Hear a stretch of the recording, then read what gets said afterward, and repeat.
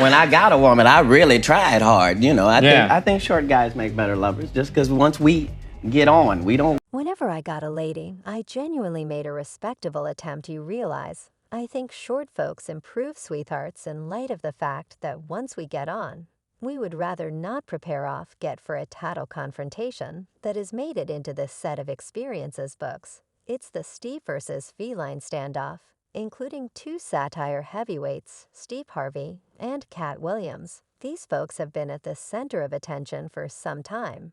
And no mystery feline is an awe-inspiring phenomenon. He's a fruitful comic, as well as a notable entertainer with a lot of accomplishments in his possession presently. Here's where things get hot. It seems like feline might have taken things excessively far in their fight. Steve Harvey, known for his enchanting grin that can merge hearts, winds up squarely in the center of a hurricane of reports and dramatization. The Gossip Factory is staying at work longer than required, recommending that his wonderful spouse, Marjorie Harvey, could have wandered from their blissful marriage.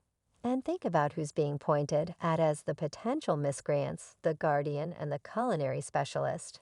Yet clutch your seats, there's more going on. The protector, who goes by the name Large Blast, purportedly has a dim past as a previous pimp taking advantage of people for his own influence and gain. So what precisely Katt'd say that set off this disturbance?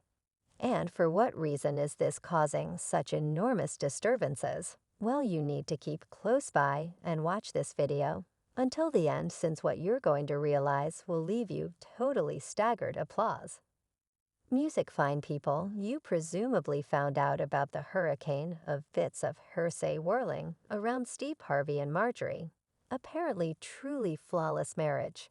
Haven't you will lock in on the grounds that the new stunners are out and out stunning? From what we've been hearing, it appears to be that Marjorie might have been sincerely connected with a few unique men, including, in all honesty, Steve's devoted protector and their own Cookwell. That is a curve that left many in shock, particularly given Steve's standing as a relationship master.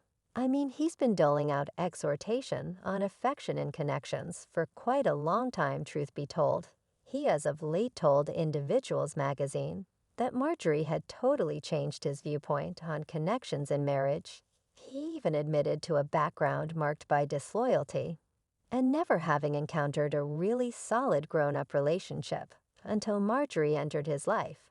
And you accept it, the one who's been mentoring others on adoration just uncovered his own rough relationship history. Now, the genuine delicious piece of this tattle is the murmurs proposing that Marjorie may be messed up in a heartfelt undertaking with.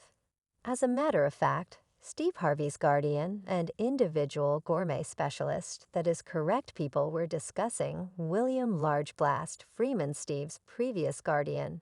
A disclosure has people talking as the person who should be Steve's defender could have expected an entirely different job, and we should not overlook huge Blast's bright past with regards to issues of the heart. It's everything except clean as a whistle. These bits of hearsay pick up speed from a site called GH Page. And they didn't stop there. They even indicated that Harvey himself could have wandered back in 2021. Yet stand by, there's something else entirely to this dramatization. A video arose showing Marjorie energetically kidding about exchanging Steve for a pool kid during an episode of Family Quarrel. The plot proceeds to thicken, and it's a drama that would blow anyone's mind. A few days, I'd exchange my individual for a great, what unfamiliar, yet that is not all people. Steve Harvey is managing something beyond a supposed undertaking embarrassment, including his better half, Marjorie. There's some behind the stage show, too.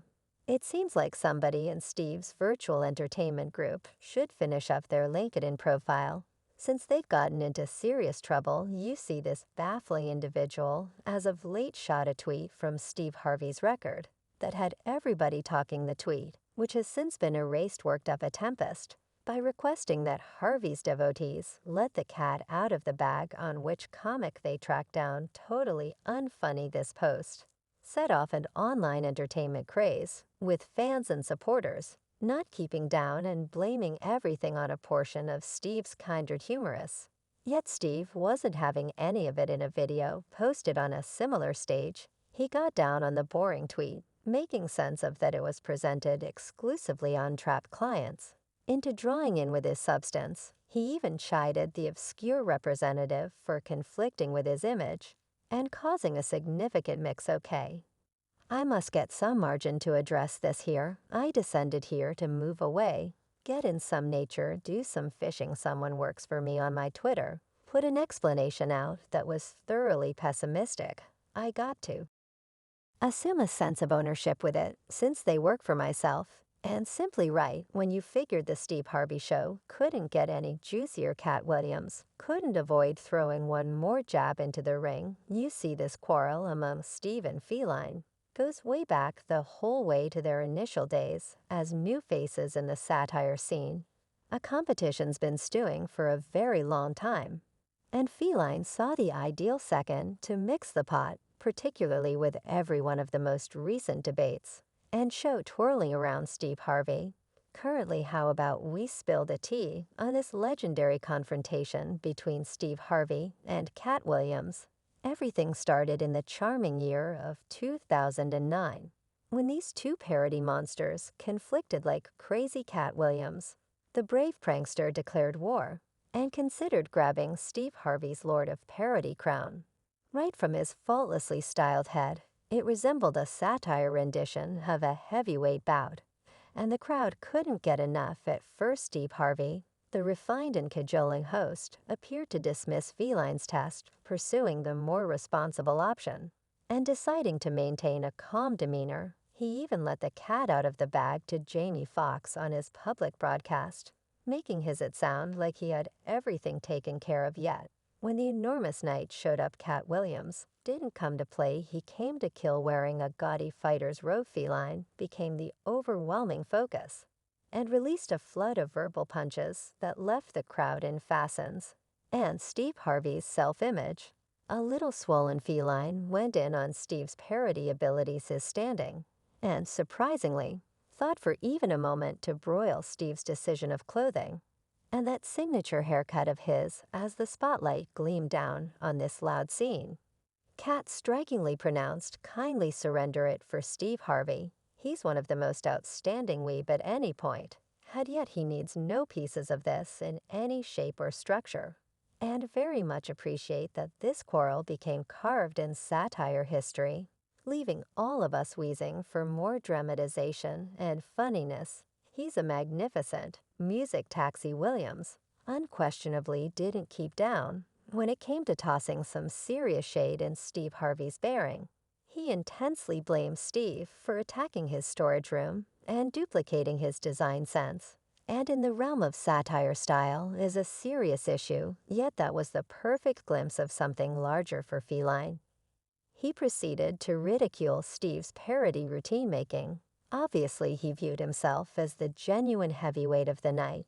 The dramatization didn't stop at the jokes, however. Felines fabricate a serious tea to the group, charging that Steve Harvey was just co-featuring on the grounds that he was unable to sell an adequate number of tickets without help from anyone else. He even went after Steve's self-broadcasted title of ruler of satire, recommending that it disregarded parody legends like Richard Pryor, who made ready before him. Now concerning Steve Harvey, he's been keeping a tight lip about Feline's New Year's Eve execution, adhering to this prior assertion about not needing any piece of a fight. Accommodating competition in the satire world is decent, yet some are saying Feline might have taken things a bit excessively far. We should go for a walk through a world of fond memories to the parody scene of the 2000s, when legends like Steve Harvey, Bernie McIntosh, D.L. Hewley, and Cedric the Performer ruled with their famous lords of satire.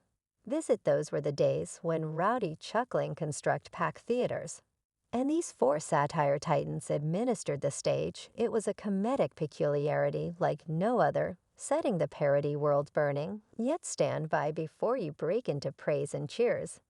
Incidentally, not every person in the crowd was all grins and giggling. No, Katt Williams, one more rising star of parody, seriously hated this comedic eminence. Truth Be told Cat Williams guaranteed he was squashed when he accepted that Cedric the performer had swiped one of his jokes for his Rulers of Satire stand-up schedule. This disclosure became known during a meeting on the Morning Hustle show on Tuesday, June 8th.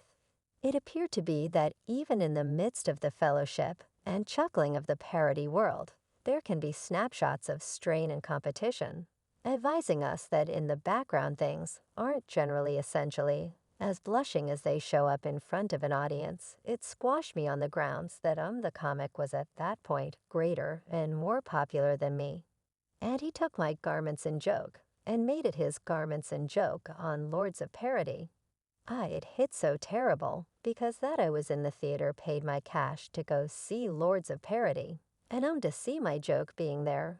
And not me now that makes sense of why Katt has been nursing a critical resentment against Steve, given the new ruckus encompassing claims of Steve's better half bamboozling feline. Sees this as a snapshot of importance. Truth be told, during a